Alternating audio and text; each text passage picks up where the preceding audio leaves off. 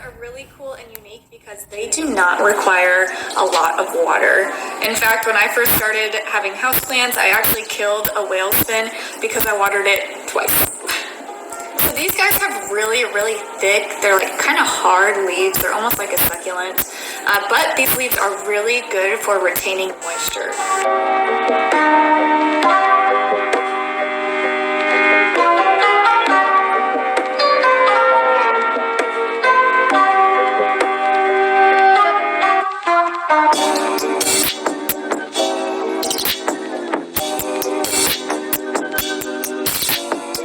Water them, they really store a lot of it, and they do not like to be watered often.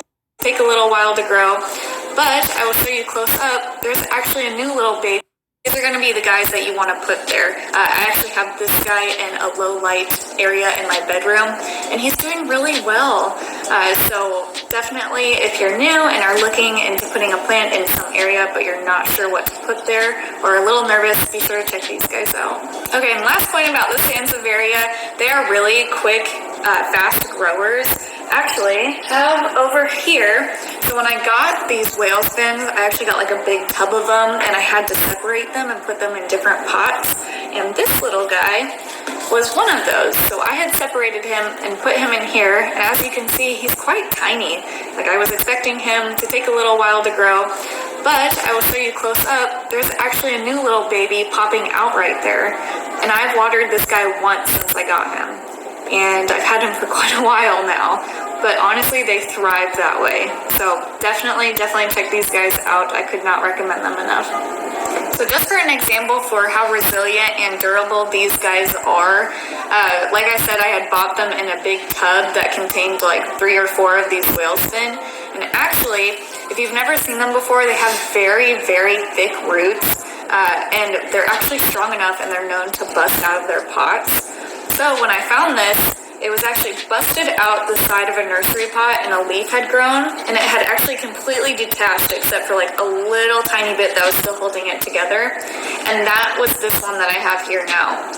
So I got it, and it was a little calloused over, and I asked the store lady what I could do if it was savable, and she literally just told me, she said, just stick it in dirt and it'll grow. So that's really cool, and sure enough, it worked. I put the end in rooting hormone, and I just stuck it in the dirt, and it has been thriving. So they're super, super durable and will survive pretty much anything you put them through. Okay, next up we have the Scindaptus pictus, or silver philodendron. Going to be honest, I've heard it called many different things, including like satin pothos, so I'm a little confused myself the exact name of this, but I will write all 3 on the screen. But I am going to call it a silver philodendron.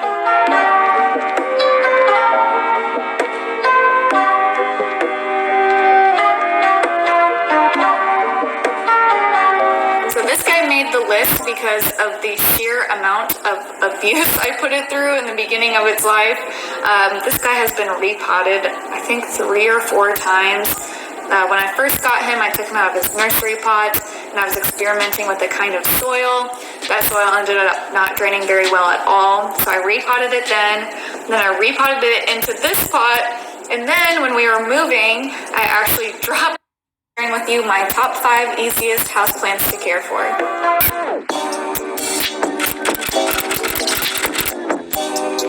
So these are going to be the top 5 easiest houseplants from my personal collection. Of course, I don't own every plant on the planet.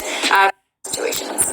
Really any plant in the Sansevieria, like we have a whale spin Sansevieria, and these guys are known for being so resilient. They really adapt to any kind of climate or situations.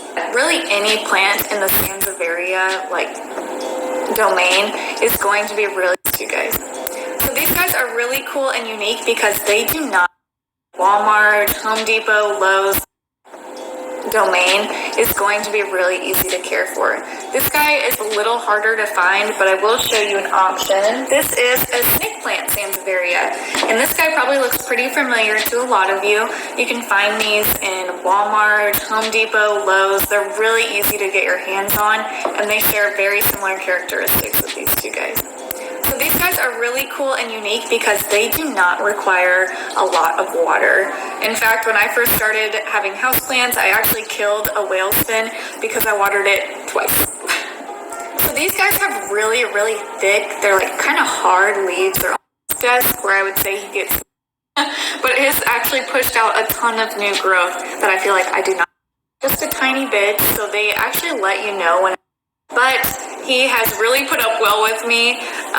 Or medium light area, they will do perfectly fine there as well.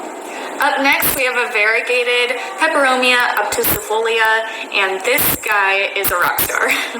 This guy sits on Phelan's desk, and I'm going to be honest, I tend to forget about him being there, but he has really put up well with me. Because I forget about him, he gets pretty bone dry before I water him, and he's still been pushing out growth, just happy as can be. We have him upstairs on Phelan's desk, where I would say he gets medium light, and he's just loving it there. Like, he has no complaints, and I just really appreciate that this plant puts up with me. This guy's also really pretty. Peperomias are really unique. It has this, like, it almost looks fake. It's like a big waxy leaf. And this one is variegated, so the variegation's on the outside, and it really looks beautiful. It's almost like camo. And yeah, they look like little, they're also like, people call them baby rubber trees. Kind of like a nickname for them. And they really do look like that. They're really neat little guys.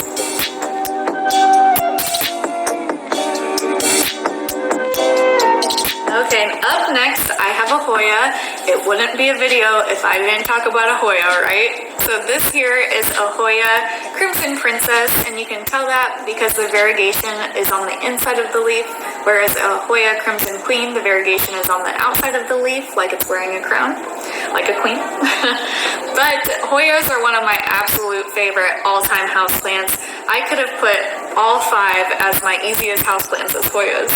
The reason I love Hoyas is because they are just so gosh darn easy, and they're so beautiful too. If you look at this one, the variegation is just stunning. It's one of my all-time favorite Hoyas. Specifically, if you're looking to get into Hoyas and the easiest ones, I find that the Hoyas, quite a few more. There's tons of Hoyas with these thick, succulent-like leaves.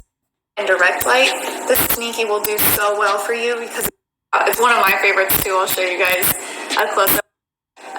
There are quite a few more. There's tons of Hoyas with these thick, succulent-like leaves. There's Hoya Chelsea, which has like really even thicker than this, almost heart-shaped leaves. There's Hoya Crinkle 8, which, as the name says, it has 8 crinkles in its leaves, and it's really cute. What else? Crimson Queen is one I can show you guys. Hoya Hindu Rope. People love, that's a very popular plant right now. And people love that. It's one of my favorites too. I'll show you guys a close-up of mine, but the possibilities are endless if you want a thick, succulent-like leafed Hoya. They're so easy and I could not recommend them enough. Okay, and then I also have on the list rubber trees. Rubber trees are one of my favorite houseplants of all time. This is a rubber tree Taneki or Taniki. This one, I think it's really cool because there's a burgundy rubber tree as well, which I'll show you mine up close.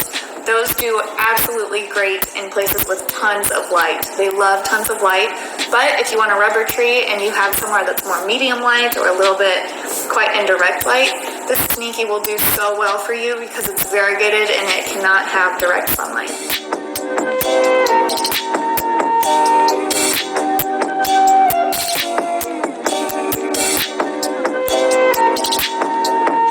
So there's a couple different options if you're into rubber trees, excuse me. And the reason I like them is because they're so cool. Like, it's a big tree that's super easy to take care of. It's not like a fiddle leaf where they're a little very crowded. I should probably repot it. But the reason I bring it up is because it does really quick growers, but it's really rewarding when they come out, especially with the Taneki, whatever you guys want to call it. When they're Okay,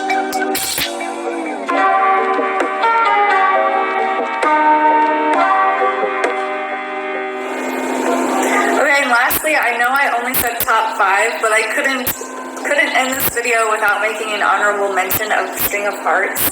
This guy is so much like a succulent. They like to dry out in between waterings, and the part that's really cool about them is they push out an insane amount of growth. So if you're really craving like seeing your plant grow and thrive, this guy would be awesome for you. He has pushed out so much growth for me, and they do like a lot of light, so definitely put them near like bright and direct light, and they will reward you greatly. So that's it for today's video of my personal top 5 easiest houseplants. There's so many more out there, so you guys should leave a comment down below on your favorite easiest houseplant, and be sure to stay tuned for our next video. Bye.